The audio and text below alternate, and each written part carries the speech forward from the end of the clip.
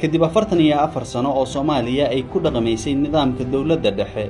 waxaa sanadkii 2004 lagu heshiiyay in loo guuro nidaamka federaalka federaaleynta Soomaaliya waxa ay qaadatay ku dhawaad 15 sano waxaa la yagleelay maamulada Jubbaland Koonfur Galbeed Hirshabeelle Galmudug Puntland iyo Somaliland oo aan ka mid ahayn nidaamka federaalka oo ku dhisan xaalad gaar ah inkasta oo maamuladan ay qalfoof ahaan u jireen haddana daadejinta awoodda dawladda federaalka iyo qaangaarsiinta maamulada waxa ay ahayd mas'uuliyadda dawladda federaalka Ra'iisul Wasaare Khayre oo fahamsan muhiimadda arrintan ayaa u jihaystay dawlad goboleedka Galmudug oo halis ugu jirtay in ay gebi ahaanba burburto si loo badbaadiyo Duusamareebay ma nabad baa Cabdi Waaqley ma nabad baa Xeraalo ma nabad baa Guriceel ma nabad baa Gaalkacyo ma nabad baa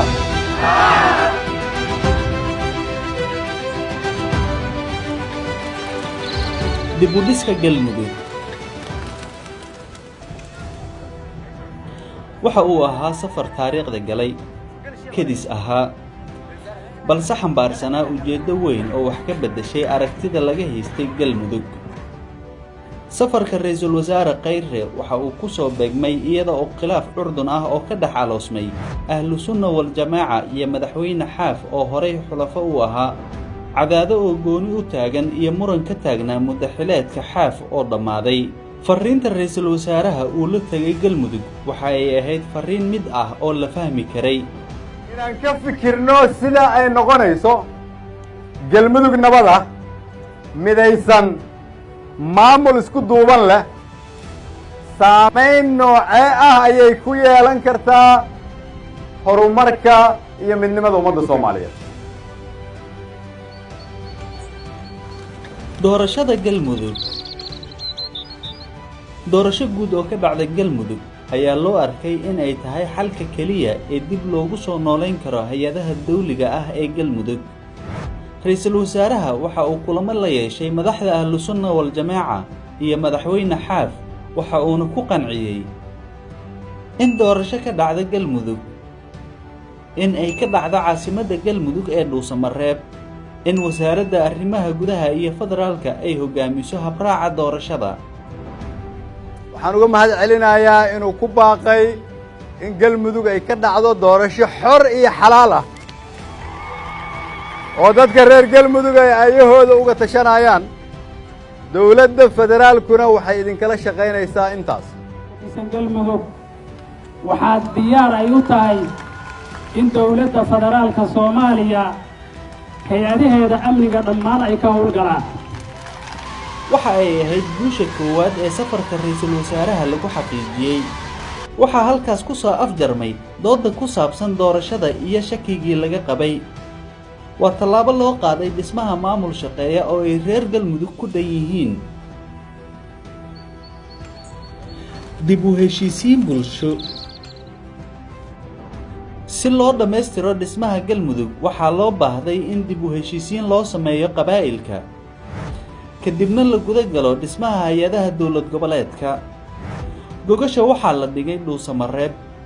balse Ra'iisul Wasaaraha waxa uu booqasho ku kala bixiyay deegaanada Dhuusamareeb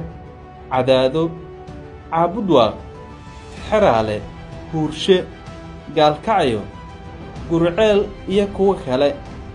waxa uu la kulmay oo uu dhageystay qaybaha kala duwan ee bulshada waxa uu si gaar ah diiradda u saaray dhalinyarada oo ah kuwa ugu badan ee hurinta dagaalada loo adeegsaday iyada oo lala tashanayo qaybaha kala duwan ee bulshada ayaa la magacaabay guddi dib u heshiisiin oo durba bilaabay shaqadooda waxa ay kulamo la yeelanayaan odayaasha dhaqanka ujeedada safarka Ra'iisul Wasaaraha waxa qayb ka noqotay soo afjaridda colaad raagtay oo u dhaxaysay bulshooyinka Xeraale iyo Huurshe waxaan ognahay in Huurshe iyo Xeraale khilaaf uu ka jiray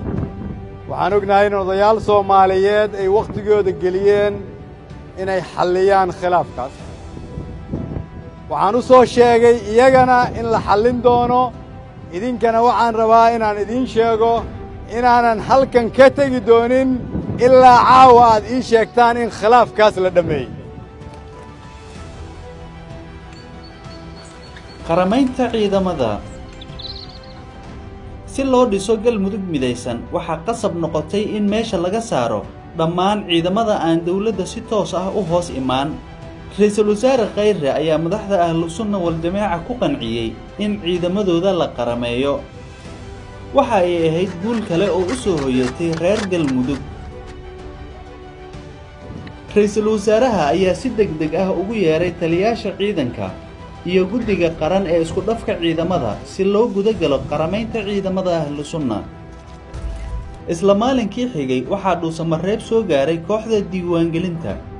waxaa la guda galay in la qoro dagaalyahanada ahlu sunna wal jamaaca, hubkooda iyo gaadiidkooda dagaal, iyada oo loo kala qaybiyey boolis, militari iyo nabad sugid. tallaabadan waxa ay dhiirigelisay bulshooyinka kale ee deegaanka degan oo iyana bilaabay in ay wareejiyaan hubkooda, isla markaana codsaday in maleeshiyaadkooda la qarameeyo. diyaar ma u tihiin inaad ku biirtaan ciidamada xoogga dalka Soomaaliyeed? diyaar ma u tihiin in laydin qarameeyo? diyaar ma u tihiin inaad tustaan galmudug oo dhan oo xoraysan? la shaqeeya madaxda idiin timid, isdiiwaan geliya xuquuqdiinna iyo qalabkiinna iyo mushaarkiinna. mar alla markii la idiin dhammeeyo warqadiinna taliyaad kula xisaabtamaysaan. haddaad ka weysaanna aniga ii soo sheega.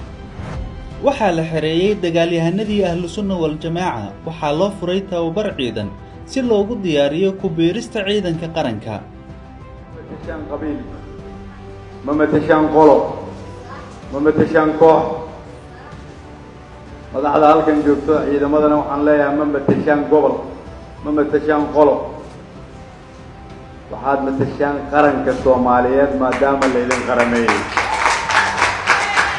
waxaa la rabaa inaad soo celisaan sharafta iyo karaamada ummadda Soomaaliyeed. dadka Soomaaliyeedna waxaan rabaa inaan u sheego bil ka hor idina ma aaminsanayn in reer galmudug ay ku heshiinayaan inay galmudug wada dhistaan. idinma aaminsanayn in ciidamada gobollada galmudug oo dhan la isu keenaayo la xareynayo dawladda federaalka ka mid noqonayaan. idinma aaminsanayn in adduunyada indhaheeda ay ku soo jeesan doonto. tani waxay tusaale u tahay ciddii aan aaminsanayn inay Soomaaliya hore u socoto. halkana tusaale kaaga ah. ma istaagayno ilaa aan dalkeenna dib u dhisno. ma joojinayno ilaa aan hooyo walba siina xuquuqda ay leedahay. ma joojinayno inay noqoto Soomaaliya Soomaaliyadii ahaan jirtay. ma joojinayno ilaa aan gaarsiino Soomaaliya inay noqoto meel lagu soo ordo aan laga soo ordin. Soomaaliya ha noolaato. waxaa dib loo dhisayaa qaybta 21aad ee taliska xoogga si loogu diyaariyo howlgalka xoreynta deegaanada ay al-shabaab haystaan ee gobolka sida deegaanada Xarardheere, Ceelbuur, Ceeldheer iyo deegaanada kale. amniga dhuusamareeb. amniga magaalada dhuusamareeb ayaa waxaa si buuxda ula wareegay laamaha amniga federaalka, taas oo ahayd shuruud ku xiran in doorasho ka dhacdo. caddeynayna ka federaal ahaan in maanta laga bilaabo 2 Agoosto sanadka 2019 ee si guud ciidanka federaalka qaybahooda kala gedisan ee mas'uul ugu yihiin amniga galmudug gaar ahaan magaalada dhuusamareeb. mas'uuliyaddii hadda ciidamada federaalka la isku daray ayaa qaadaya. wasiirka amniga ayaana u fadhiya, federaalka ayaa u fadhiya. waxaan rajaynaynaa inay ku guulaystaan. annaguna wax kasta inooga baahdaanba garabkoodaan taagannahay. waxaan kaloo sheegaynaa ciidamada dawladda federaalka Soomaaliya ee loogu talagalay amniga inay sugaan maahane waxa ciidan oo kale in bannaanka laga geeyo caasimadda in laga baxsho oo ciidamada kaleeto oo ku sugan ayadana sidaas waa lagu ballamay biidnillaahi alkariim. marka maanta waxaan u sheegaynaa reer galmudug iyo shacabka Soomaaliya meel kasta ay joogaan shardiga amniga ah wax sila waa maqlayseen ciidamada federaalka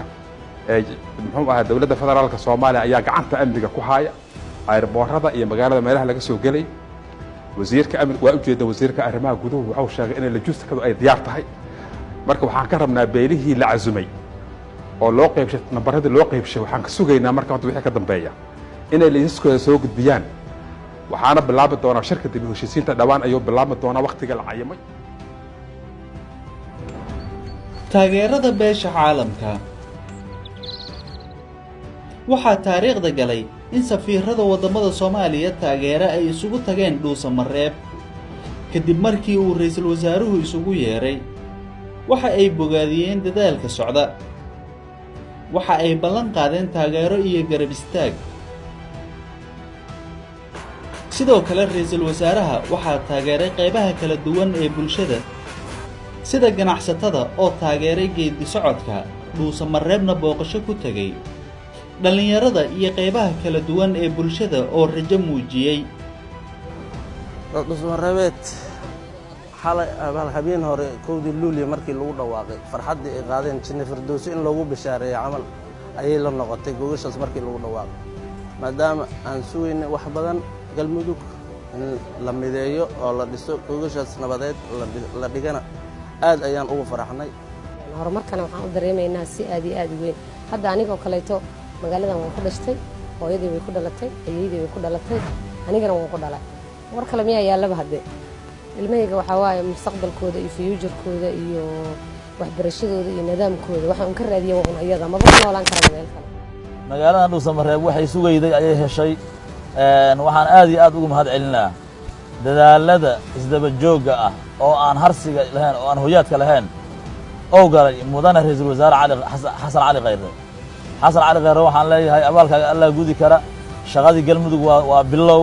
waxay ka sugay inaad dhameeydo hadii Allah yiraahdo waana soo dhaweynaynaa aad iyo aad gobolada dhexe dadka loogu talagal dadkaba inay soo dhaweynaan maxabada naga muuqato iyo kalgacaylka naga muuqato dad walba uu dareemi karaa hadday madax ahaa lahayeen hadday shacab ahaa lahayeen hadday ajnabi ahaa lahayeen wax walba oo noo yimaado annaka haddaan caasimadii dowlad goboleedka galmudug waxaan diyaar u nahay annakoon jaabkeena ku shaqayn iskaa wuxuu qabo dowladda inaan sidii ugu quruxda badnayn ee dad loo marti qaado loola soo dhaweeyo caasimadda shirkaasna looga dhigo mid loo dhan yahay inaan ka dhigno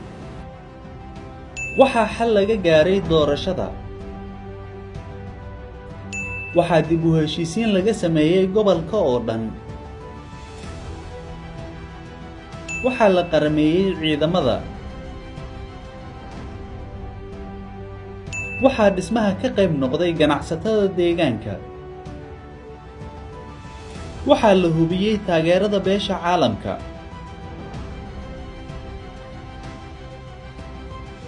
waxaa la dhisay guddi dib u heshiisiin galmudug hadda waxay u diyaarsan tahay in ay qaado tallaabooyinkii ay ku hormari lahayd oo ay qayb uga noqon lahayd dib u dhiska Soomaaliya